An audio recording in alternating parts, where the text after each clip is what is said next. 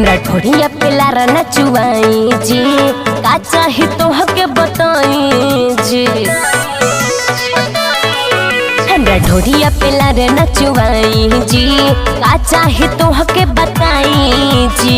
रसवा से भरल लागेल गोरी जिलेबी, ए बेबी बड़ आइटम तू हेबी, बेबी बड़ो आइटम तू हेवी।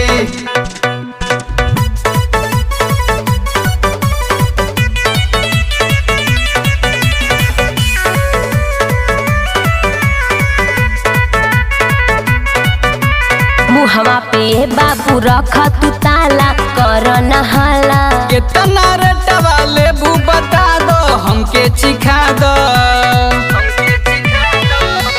मुहवा पे बाबू राखा तू ताला, कर नहाला। कितना रेटवा लेबू बता दो, हमके चिखा दो।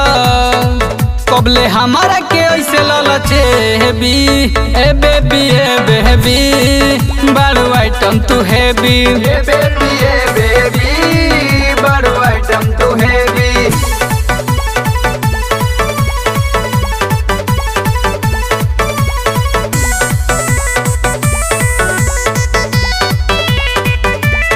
एहो विशाल हमर कके बड़ाई, लेब फायदा उठाई। प्रदीप के बतिया मानो ए गोरी, दिक्कत न आई।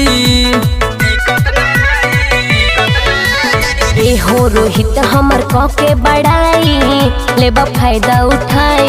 प्रदीप के बतिया मानो ए गोरी, दिक्कत न आई। हमके देखिए के बुझाना फरेबी, ए बेबी बड़ो आइटम तू हेबी।